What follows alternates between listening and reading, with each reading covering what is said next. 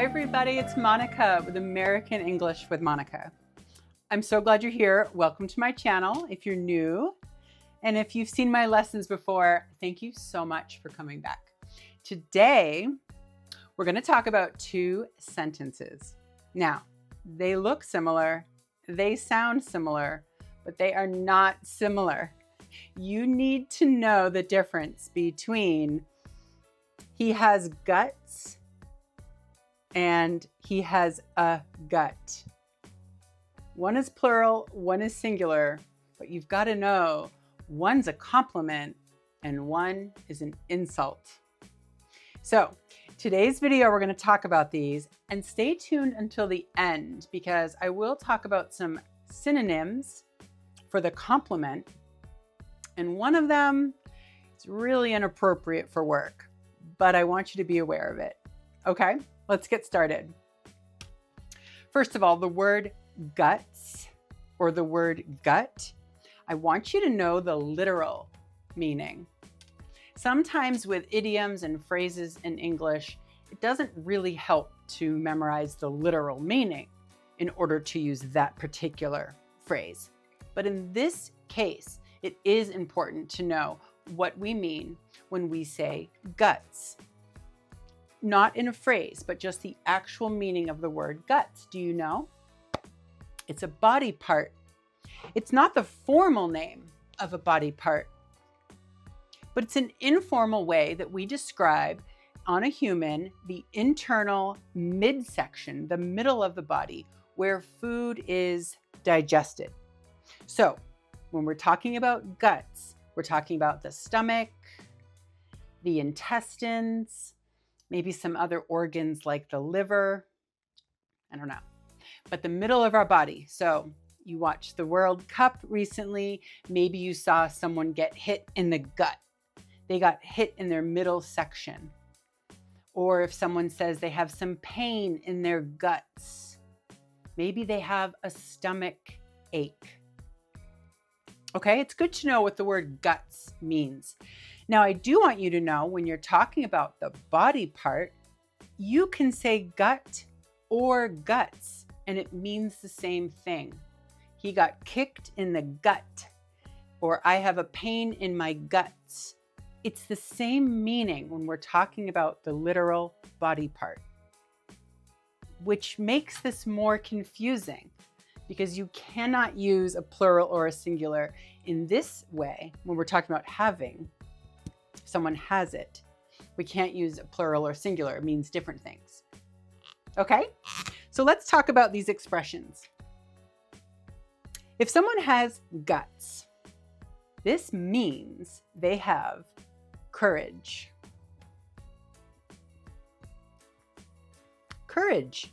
This is a compliment. It's very nice to say that someone has guts. It means they were doing something, maybe trying something new, maybe taking a risk, and they were being brave. They had courage, right? There's a lot of examples that people can use to explain why someone has guts, and we'll get into some examples. But I want you to know it's a compliment if you tell someone they have guts. The difference with this is if someone says he has a gut. Now this is an insult because this, if you're talking about having a gut, you're talking about having extra weight, extra fat on your body around the middle. And in the American culture, that's rude to comment on someone's physical appearance, especially negatively, especially in the workplace. I teach business English, and you don't want to comment or say any sentences about someone's physical appearance or their body, good or bad. It's inappropriate. So a lot of my lessons come from real examples, and one of my students was trying to compliment the boss of the company, the manager of the company, for launching a new product. And he said at a meeting in front of other colleagues, he said, "Our boss has a gut." He meant to say our boss has guts, and people didn't know what he meant. Why did he just talk about our boss's fat belly, fat stomach? You should not comment if someone has a gut. Maybe they have a gut because they are pregnant, or they have a medical condition, or that's just the shape of their body. It doesn't matter. You shouldn't say this. It's insulting. Now, of course, you will hear it. Unfortunately, Americans are really rude often, and they will make insults to people online or in movies. You will hear people talk about, oh yeah, he has a gut. I don't want to go on a date with him. But it's rude. But it's very nice to tell someone they have guts when they've done something brave and courageous. Do you have any examples of when you've had guts?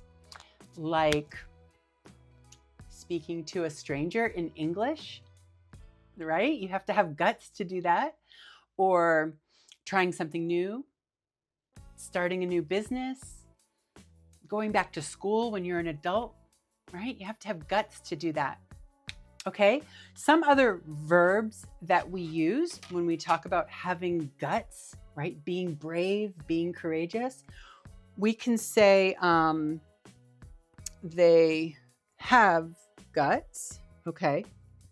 The other verbs we can use is they've got guts. You'll hear that one like, oh, he's got guts. She's got guts to quit her job and start her own company. Okay, she's got guts. Or maybe we're talking about someone who, another verb we use is take. I'm trying to think. It takes guts to do something brave, right? So we might say let's do past tense, right? It took guts. Right? She was so brave. It took guts to tell her family she was gay. Something like that. An example of something difficult, you have to have some inner strength, and you need to be fearless, and you have to go forward. I'd love to know some examples when you've done something that took guts, or when you've got guts, or when you've had guts. I'd love to know some examples in the comments. Okay? All right, let's talk about synonyms. When we're talking about courage, some synonyms we use that mean the same thing, it's also an expression, is he has guts. We can say he has nerve. There is more than one meaning for the word guts. This is just one lesson. There's more than one meaning for the word nerve. But I want you to know, in the right context, we're talking about someone who's brave. Oh, he has nerve. He tried out for the football team. He didn't make the team, but it took nerve to go out and try, right? That's an example. Or she has nerve to put herself up for a promotion at work and become the manager. It takes nerve to do that. It takes guts. It takes courage. Okay, you've stayed till the end of the video. I'm so glad. Now I'm going to teach you the inappropriate synonym. So we said guts, we said nerve. You can notice that this is singular, nerve. Guts is plural. Make sure it's plural when you're complimenting someone. You might know the word nerve in other ways, like there's an adjective, nervous. If you're anxious or scared about something, you might be nervous. This is different. If you have nerve, one of the meanings is you're being brave. But let me teach you the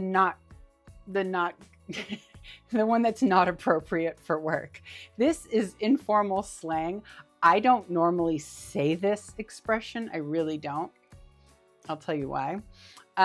It's the word for male anatomy, like male genitalia, but it means courage when we say he has balls. Balls is slang, informal word for the male genitalia. And you can say it with any gender. Oh, they have balls. She has balls. He has balls. He had balls to just quit his job when he didn't have a plan. That took balls. The reason why I don't like to say it is because, number one, it's inappropriate. It's kind of vulgar. But the other reason I don't say it is because I don't understand why this body part is strong and courageous and fearless. It doesn't make sense to me.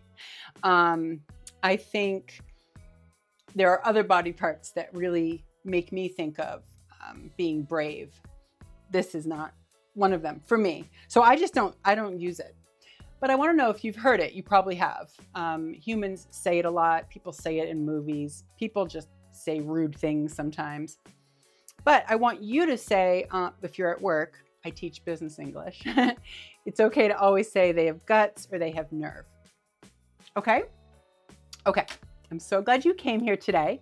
If you have ideas for future videos you want me to do, please put them in the comments. I'm here to help you. I want to give you lessons that are really helpful for your life. So if you can comment, that would be awesome.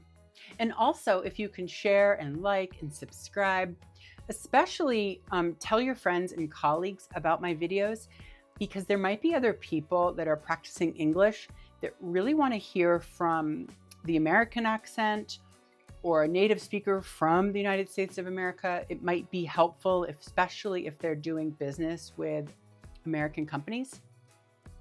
I'm here for you, so please let me know your thoughts, your questions, your comments. I would love to read those. And thank you so much for being here. I'll see you next week. Every Friday, there'll be a new video. I'll see you next time. Bye.